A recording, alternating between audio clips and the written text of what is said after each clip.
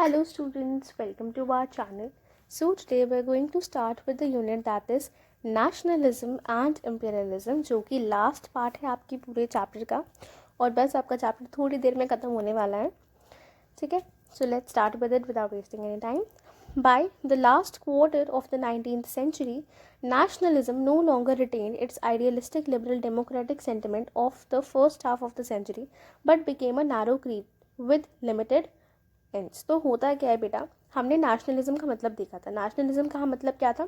अपने देश के लिए प्रेम, कि मेरा देश बहुत अच्छा है, मेरा देश मतलब अपने देश के लिए प्यार, अपने देश से प्यार करना और कोई दूसरा हमारे देश के अंदर ना आए और सब अपने देश में खुशी खुशी रहे, ये होता है नेशनलिज्म. लेकिन एक होता है इम्पीरियलिज्म. इम्पीरियलिज्म और नेशनलिज्म में छोटा सा फ़र्क है और वो फ़र्क ये होता है, इम्पीरियलिज्म का मतलब ये होता है बेटा कि इम्पीरियलिज्म का मतलब मेरा देश महान बाकी के देश खराब, ये होता है इम्पीरियलिज्म का मतलब. और जब इम्पीरियलिज्म कोई सोचने लग जाए, जैसे जो ब्रिटिशर्स थे वो जब इंडिया के अंदर आए थे तो उन्होंने अपना ब्रिटेन का कल्चर हम पे इम्पोज करने की कोशिश की और उनका मानना यही था कि उनका देश बहुत अच्छा है और बाकी के देश ख़राब है, इसलिए वो हर जगह जा जा के कब्जा कर रहे थे अपना. That is what imperialism is. तो जब नेशनलिज्म की भावना आपकी कुछ ज़्यादा ही बढ़ जाए और वो उस चीज़ में कन्वर्ट हो जाए, वो नेगेटिव साइड में आप जाने लग जाओ कि देश से आपको सिर्फ अपने देश से प्यार है, दूसरे का देश है भाड़ में, दैट इज़ इम्पीरियलिज्म. कि मेरा देश ही बढ़िया है और दूसरे का देश ख़राब है और हमें इस पर कब्जा करना है, दैट इज़ इम्पीरियलिज्म. कि अगर मेरा देश अच्छा है, मेरे देश की मेरा कल्चर अच्छा है, मेरे ट्रेडिशंस अच्छे हैं, तो मैं चाहता हूँ कि पूरा विश्व उसको ही फॉलो करे, दैट इज़ इम्पीरियलिज्म. और आगे आपको और ये क्लैरिटी मिल रही होगी जब हम आगे एग्जाम्पल्स के थ्रू इन चीज़ों को देखेंगे. तो होता क्या है कि जो लास्ट क्वार्टर था 19th सेंचुरी का, नेशनलिज्म, कि नेशनलिज्म वैसा नहीं रहा था जैसा वो शुरू में था. Nationalism no longer retained its idealistic liberal democratic sentiments of the first half of the century. जो first half of the century में nationalism का मतलब था, जिसमें लोग liberal थे, democratic sentiments जो है idealistic थे, लोगों के मन में जो भावनाएं थी वो वैसी नहीं रही थी जैसी first half में थी, but became a narrow creed with limited ends. और ये बहुत ही narrow, बहुत छोटी सोच ऐसी nationalism के अंदर लोगों ने तोड़ मरोड़ के अलग ही मतलब निकाल लिए. During this period, nationalist groups became increasingly intolerant of each other and even ready to go for war. मतलब वो लोग ऐसे हो गए थे नेशनलिस्ट ग्रुप कि वो लड़ाई तक करने को तैयार है, अपने देश को ही सुपीरियर समझते थे और बाकी देशों से वो लड़ने के लिए भी तैयार है जस्ट टू प्रूव कि उनका देश बहुत अच्छा है.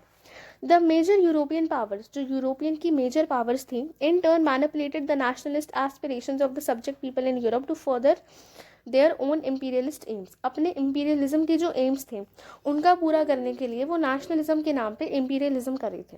The most serious source of nationalist tension in Europe after 1871 was the area called the Balkans. तो यूरोप में एक एरिया था जिसका नाम था बैल्कन्स. 1871 में जो इम्पीरियलिज्म का केस, जो नेशनलिस्ट टेंशन देखने को मिलती है, वो हमें यहाँ पे देखने को मिलती है. तो इट्स एन एग्जाम्पल.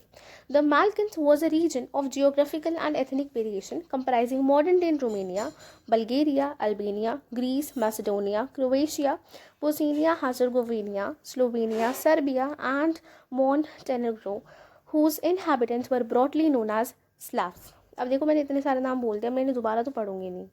तो देखो बाल्कन जो है ये बाल्कन है, इसमें रोमेनिया भी है, क्रोएशिया भी है, मैसेडोनिया भी है. ऐसे ही ये जितने भी हमने कंट्रीज़ पढ़ी ये सारी कंट्रीज़ हैं जो प्रेजेंट में, अभी ये कंट्रीज़ अलग अलग है पर इनिशियली ये जो रीजन था ना इसको टुगेदर बाल्कन्स बोलते थे. ये अभी अलग अलग हैं पर उस टाइम पे इसको इकट्ठे बाल्कन्स बोलते थे. यहाँ पे जियोग्राफिकल और एथनिक वेरिएशन बहुत ज़्यादा थी और यहाँ के जो इनहैबिटेंट्स थे, जो इन एरियाज़ में रहते थे, जो बाल्कन्स एरिया में रहते थे, फिर चाहे वो रोमेनिया में रहे, बल्गेरिया में रहे, ग्रीस में रहे, क्रोएशिया में रहे, सर्बिया में रहे, जहाँ भी रहे, उनको स्लैव्स बोला जाता था. स्लेव्स नहीं, स्लैव्स, SLAVS. ठीक है. A large part of Balkans was under the control of the Ottoman empire. तो ये जो बाल्कन एरिया था इसका लार्ज पार्ट जो है वो ऑटोमन एम्पायर के कंट्रोल में था. The spread of the ideas of romantic nationalism in the Balkans, together with the disintegration of the Ottoman Empire, made this region very explosive. तो जैसे जैसे इस एरिया में नेशनलिज्म की भावना बढ़ने लग गई, लोगों को नेशनलिज्म के आइडियाज़, तो क्योंकि जो आइडियाज़ थे नेशनलिज्म के वो बाल्कन रीजन में लोगों के अंदर स्प्रेड हुए थे, जिसकी वजह से ऑटोमन एम्पायर का डिसइंटीग्रेशन हुआ था। डिसइंटीग्रेशन का मतलब कि टूटना, ठीक है। ऑटोमन एम्पायर हटता जा रहा था। Made this region very explosive, इस वजह से ये रीजन जो है बहुत ज़्यादा एक्सप्लोसिव हो गया था। All through the 19th century, the Ottoman Empire had sought to strengthen itself through modernization and internal resource, but with very little success. तो Ottoman Empire जो है वो अपने आप को strengthen करना चाहते थे, तो उन्होंने modernization के थ्रू और कुछ ये रिफॉर्म्स लेकर आते हैं, जिसकी वजह से ये कोशिश कर रहे थे कि इनका एम्पायर स्ट्रेंथन हो, पर इनको थोड़ी सी सक्सेस हासिल होती है। One by one it's European subject nationalist broke away from its control and declare independence. तो वन बाय वन क्या हुआ, जो यूरोपियन सब्जेक्ट नेशनलिस्ट थे, मतलब जो नेशनलिस्ट थे यूरोप के रहने वाले, यूरोपियन कंट्रीज़ के, अलग अलग कंट्रीज़ के, उन्होंने क्या किया, ये अपने आप को ऑटोमन एम्पायर से हटाते गए और उन्होंने अपनी इंडिपेंडेंस डिक्लेयर कर दी। The Balkan people based their claims for independence और political rights on nationality and used history to prove that they had once been independent but had subsequently been subjugated by foreign powers। तो हुआ क्या था, जो Balkans के लोग थे उन्होंने इनिशियली उन्होंने क्लेम किया था कि क्लेम किया था इंडिपेंडेंस के लिए और अपने पॉलिटिकल राइट्स के लिए, नेशनैलिटी के लिए इन्होंने क्लेम किया था कि हमें अलग दो। इन्होंने हिस्ट्री को प्रूफ की तरह यूज़ किया, इन्होंने अपनी हिस्ट्री दिखाई और हिस्ट्री के बारे में बताया लोगों को, मतलब क्लेम किया और कहा कि हम देखो हम पहले इंडिपेंडेंट ही हुआ करते थे, लेकिन क्योंकि ये जो फॉरेन पावर्स थी इन्होंने क्या किया, ये अलग अलग जगह पे आई, इन्होंने अपना कंट्रोल किया और जिस वजह से इन्होंने हमें कंबाइन कर दिया। Hence the rebellious nationalists in Balkans thought of their struggles as attempts to win back their long lost independence। तो जो इनकी इंडिपेंडेंस खोई हुई थी उसे बहुत टाइम बाद इन्होंने गेन किया। नेशनलिस्ट ने, कहाँ के, बाल्कन्स के। इन्होंने स्ट्रगल किया, इन्होंने काफ़ी सारे रिबेल किया, अगेंस्ट में बोला गलत चीज़ों के, और इन्होंने अपनी कंट्री को वापस, अपनी इंडिपेंडेंस को वापस गेन किया। As the different Slavic nation struggle to define their identity and independence, the Balkan area became an area of intense conflict. तो हुआ क्या था कि जो बाल्कन एरिया था इसमें जो अलग अलग लोग रहते थे उनको स्लाव्स बोलते थे। तो यहाँ के जो नेशनलिस्ट थे उनको यहाँ पे इन्होंने स्लाविक नेशनलिस्ट बोला। तो ये जो अलग अलग जगहों के स्लाविक नेशनलिस्ट थे ये अपनी आइडेंटिटी बनाना चाह रहे थे, इंडिपेंडेंस के बारे में बातें कर रहे थे, इसलिए बाल्कन एरिया जो है ये बहुत ज़्यादा इंटेंस कॉन्फ्लिक्ट का हो जाता है। The Balkan states were fiercely jealous of each other and each hope to gain more territory at the expense of the others. अब बाल्कन रीजन में क्या होता है बेटा कि हमने ये जितने भी जो प्रेजेंट कंट्रीज़ के नाम पढ़े ये इनिशियली जो है बाल्कन एरिया के अंदर थी।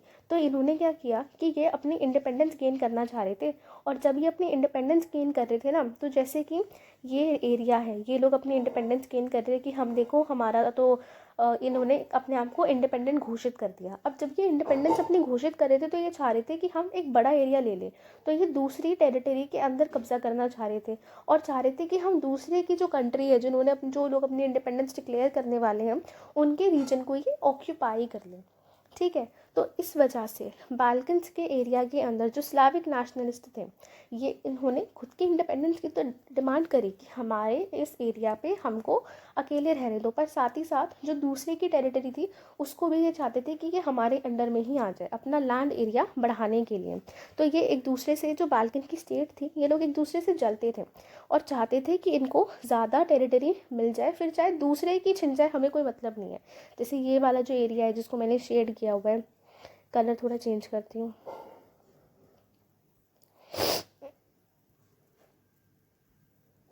तो जैसे ये लोग हैं, ये लोग अपनी इंडिपेंडेंस इन्होंने डिक्लेयर ये लोग कर रहे थे और साथ ही साथ ये लोग अपनी इंडिपेंडेंस भी डिक्लेयर कर रहे थे। तो ये इनसे जेलस थे कि यार इनको इतनी टेरिटरी क्यों मिल रही है, हम एक काम करते हैं, हम इनकी टेरिटरी को ले लेते हैं तो ये पूरा एरिया हमारा हो जाएगा। तो ये एक दूसरे पे डोमिनेट करना चाह रहे थे, एक दूसरे की टेरिटरी को लेना चाह रहे थे। उनकी इंडिविजुअल इंडिपेंडेंस से ये लोग जेलस हो रहे थे, आसपास के लोग, मतलब कहीं ना कहीं वो खुद भी अपनी इंडिपेंडेंस करवा रहे हैं। जैसे ये बाल्कन है, इसके हमने अभी 2 लोग कंसिडर किए, तो यहाँ पे क्या है कि ये वाला जो एरिया है ये लोग चाह रहे हैं कि हम इंडिपेंडेंट हो जाएं, और जो ये वाला एरिया है ये लोग चाह रहे हैं कि हम इंडिपेंडेंट हो जाएं। पर जो ये वाले एरिया के लोग हैं ना, ये चाहते हैं कि हमें थोड़ा बड़ा एरिया, इन्होंने इनको देख लिया कि ये भी अपनी इंडिपेंडेंस चाह रहे हैं और हम भी अपनी इंडिपेंडेंस चाह रहे हैं, तो हम क्या करते हैं, हम ना इनका एरिया ज़्यादा ले लेते हैं। मतलब एक ये खुद तो अपनी इंडिपेंडेंस चाह रहे हैं पर दूसरे को इंडिपेंडेंट नहीं होने दे रहे हैं। ये था बाल्कन का स्ट्रगल, बाल्कन रीजन का। आपस में लोग लड़ मर रहे हैं। Matters were further complicated because the Balkans also became the sense of big power rivalry. अब हुआ क्या कि जो बिग पावर राइवलरी कंट्रीज़ थी, जो बड़ी बड़ी कंट्रीज़ थी जिनकी आपस में ही लड़ाई हो रखी थी, ये बाल्कन एरियाज़ में जब कूद पड़ते हैं इनके मामलातों में, तो और ये रीजन और एक्सप्लोजिव हो जाती है। During this period there was a intense rivalry among the European powers over trade and colonial as well as naval and military might. तो कॉलोनियल जो कॉलोनीज थी, ट्रेड थी, उसकी वजह से यूरोपियन पावर्स, जो बड़ी बड़ी पावर्स थी, जो बड़े बड़े देश थे, जो काफ़ी ज़्यादा पावरफुल थे ना, इन्होंने क्या किया, ये इस मैटर में कूद पड़े, बाल्कन के मैटर में। दीज, जैसे कहते हैं ना दुश्मन का दुश्मन दोस्त, ऐसे करके, तो इन्होंने बाल्कन एरिया को यूज़ किया अपनी पावर दिखाने के लिए। These rivalries were very evident in the way the Balkan problem unfolded. Each power, Russia, Germany, England, Austro-Hungarian, was keen on countering the hold of other powers over the Balkans and extended its own control over the area. इन्होंने क्या किया, जो Balkan के regions थे, जैसे ये मैंने 4 Balkan के रीजन्स आपको दिखा दिए, तो बाल्कन के रीजन्स में क्या था कि जैसे ये चारों जो है ये खुद इंडिपेंडेंट होना चाह रहे हैं, तो ये वाला रीजन जो है, ए वाले एरिया के जो लोग थे, नेशनलिस्ट थे, वो चाहते हैं कि हमें ये वाला रीजन भी मिल जाए और हमारा पूरा कंबाइन करके एरिया मिल जाए। वैसे ये लोग जो हैं ये खुद तो इंडिपेंडेंस चाहते हैं, पर ये चाहते हैं कि दूसरा इंडिपेंडेंट ना हो, वो हमारे देश में कंबाइन हो जाए, हमारे नेशन में कंबाइन हो जाए। अब इसी मैटर के अंदर क्या होता है कि जो हमारी यूरोपियन पावर्स होती है, जैसे कि Russia, Germany, England, Austro Hungary, ये जो है इस मामले में कूद पड़ती हैं, और उन्हें ये लगता है कि ये लोग तो आपस में लड़ाई कर रहे हैं, तो हम क्या करते हैं, हम इनका फ़ायदा उठा लेते हैं। और फ़ायदा कैसे उठा लेते हैं कि रशिया, जर्मनी, इंग्लैंड और ऑस्ट्रिया हंगरी, ये क्या करेंगे, ये अलग अलग बाल्कन के एरियाज़ को सपोर्ट करेंगे। ठीक है, जैसे इसने इसको सपोर्ट किया, इसने इंग्लैंड ने इसको सपोर्ट किया, जर्मनी ने इसको सपोर्ट किया, रशिया ने इसको सपोर्ट किया, तो ये अलग अलग एरियाज़ को सपोर्ट करेंगे। और ये लोग क्या करेंगे, उस पर बाद में इनको कहेंगे कि देखो हम तुम्हें इंडिपेंडेंस दिलाएंगे और जो तुम कब्जा करना चाह रहे हो वो करेंगे। और बाद में इनका प्लान क्या था कि ये खुद बाल्कन एरिया की ये जो रीजन्स है उसको अपनी कंट्री के अंदर, अपनी किंगडम के अंदर मिला ले। ठीक है, तो ये बाल्कन के लोगों को बेवकूफ़ बनाना चाह रहे थे, ये अपना खुद का कंट्रोल बाल्कन एरिया में इस्टेब्लिश करना चाह रहे थे, जिस वजह से इन्होंने बाल्कन में ये जो कॉन्फ्लिक्ट चल रहा था, ये लोग उसके अंदर घुस गए। और क्योंकि ये बड़ी बड़ी पावर्स थी, बाल्कन की वजह से इनका कॉन्फ्लिक्ट आपस में इतना ज़्यादा बढ़ गया that this led to series of wars in the region and finally the first world war. जो फर्स्ट वर्ल्ड वॉर हुई थी वो बाल्कन रीजन की वजह से हुई थी। ठीक है, क्योंकि बाल्कन रीजन में अलग अलग कंट्रीज़ जो थी, अलग अलग जो एथनिक ग्रुप्स थे, वो अपनी इंडिपेंडेंस चाहते थे और चाहते थे कि वो एक अलग नेशन बन जाए। लेकिन जब वो खुद चाहती थी कि वो अलग नेशन बन जाए, उन्हें उनकी इंडिपेंडेंस मिल गई, साथ ही साथ वो ये भी चाहते थे कि हमारे बगल में जो एथनिक ग्रुप है, जो अपनी इंडिपेंडेंस क्लेम करना चाह रहा है, जो एक अलग नेशन बनना चाह रहा है, हम उसकी टेरिटरी को भी अपने अंदर लेके अपना लैंड एरिया बढ़ाएं। तो अपने देश को सुपीरियर उन्होंने रखा, तभी तो वो अपने एथनिक वो चाह रहे हैं कि हमें तो इंडिपेंडेंस मिल जाए, लेकिन ऑटोमन एम्पायर से हमें तो इंडिपेंडेंस मिल जाए, लेकिन जो दूसरे वाला है उसको हमारे में दे दो, हमारे में मिला दो। अब जब ये सारी प्रॉब्लम्स आई तो इसमें बड़ी बड़ी कंट्रीज़ रशिया, जर्मनी, इंग्लैंड और ऑस्ट्रो हंगरी जो है ये इसमें कूद पड़ते हैं। और ये लोग सोचते हैं कि ये बाल्कन वाले आपस में लड़ रहे हैं, हम क्या करते हैं, ये आपस में लड़ रहे हैं, हम क्या करते हैं कि इनको इस मैटर में घुस जाएंगे और अपना एरिया बढ़ाने की कोशिश करेंगे। और आपस में ही इनमें ऑलरेडी लड़ाई थी बाल्कन एरिया की वजह से, उसको ऑक्यूपाई करने के चक्कर में इनमें और लड़ाई हो जाती है, जिसकी वजह से फर्स्ट वर्ल्ड वॉर तक हो जाती है। Nationalism aligned with imperialism. Nationalism में जब ये इम्पीरियलिज्म की भावना आई, led Europe to disaster in 1914. इससे disaster आ गया यूरोप में. But meanwhile, many countries in the world which had been colonized by European powers in the 19th century began to oppose imperial domination.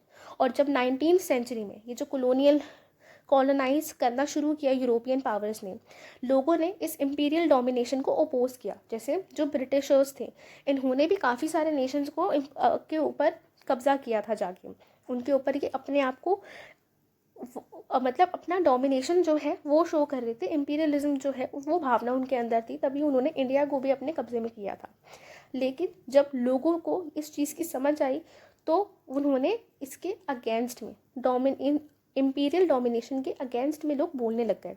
The anti imperial movements मतलब imperialism के खिलाफ कि मेरा देश महान है, दूसरे का देश खराब है, ये जो भावना है इसके अगेंस्ट में जो मूवमेंट्स हुए उनको एंटी इम्पीरियल मूवमेंट कहा. That developed everywhere were nationalist in the sense that they all struggled to form independent nation states and were inspired by a sense of collective nation unity forged in confrontation with imperialism. तो यहाँ पे जब इसके against में movements हुए तो जो nationalist थे वो हर जगह थे, ठीक है. उन्होंने स्ट्रगल किया इंडिपेंडेंस पाने के लिए, इंडिपेंडेंट नेशन स्टेट बनने के लिए, और उनके आइडिया इंस्पायर थे कि हमारा sense of collective national unity होनी चाहिए, सब लोग यूनाइटेड होने चाहिए. और ये जो इम्पीरियलिज्म की भावना है, ये जो सोच है, ये बहुत गलत है, ये नहीं होनी चाहिए. European ideas of nationalism were nowhere replicated for people. तो यहाँ पे क्या कहा गया है कि जो यूरोपियन के आइडियाज़ थे नेशनलिज्म के, वो कहीं पे भी अब नहीं थे. For people everywhere developed in their own specific variety of nationalism, but the idea of the society should be organised into nation states came to be accepted as natural and universal. तो initially क्या हुआ था कि जो Europe में nationalism का idea था, ज़रूरी नहीं है कि हर जगह ही वही आइडिया स्प्रेड हो, पर कहीं ना कहीं नेशनलिज्म जो है वो लोगों के अंदर था, अपने देश के लिए प्रेम वो एक दूसरे के अंदर था. और ये जो आइडिया था ये भी जो है काफ़ी ज़्यादा एक्सेप्टेड था नेचुरली और यूनिवर्सली जो नेशन स्टेट का था, और नेशन स्टेट जो है वो यूनाइटेड रहे, ये भी. With this we have completed the chapter nationalism in Europe. ठीक है. If you have any doubts you can ask me in this comment section. Thank you so much and bye. और इस चैप्टर से आपको बहुत कुछ सीखने को मिलता है कि कैसे, और इस वाली यूनिट से तो खासकर कि एक तो ये सीखने को मिला था, हमने जो पहले देखा था स्ट्रेंज केस ऑफ ब्रिटेन की, ब्रिटेन वाले लोग कितने चालाक थे. दूसरा हमने देखा था कि कैसे लोग आपका फ़ायदा उठाते हैं. जैसे बाल्कन के जो रीजन के लोग थे वो आपस में ही लड़ रहे थे, और उनकी एक तरह से वो भी गलत थे. वो खुद तो इंडिपेंडेंस चाहते हैं पर वो दूसरे की इंडिपेंडेंस नहीं चाहते. वो चाहते हैं कि वो उनकी लैंड को, उनकी टेरिटरी को भी अपने कब्जे में ले लें. तो ये चीज़ गलत थी. और यहीं पे जब ये लोग लड़ रहे थे तो बिग पावर्स ने इनका फ़ायदा उठाया, और कहीं ना कहीं बिग पावर्स में आपस में ही इतना कॉन्फ्लिक्ट हो गया कि फर्स्ट वर्ल्ड वॉर हो गई. और वर्ल्ड वॉर में कितना नुकसान होता है ये सबको पता है. सो ऐसे कॉन्फ्लिक्ट नहीं होने चाहिए, लोगों को समझना चाहिए. ठीक है. With this we have completed. ठीक है. I'm saying this again. If you have any doubts you can ask me in the comment section. Thank you so much and bye.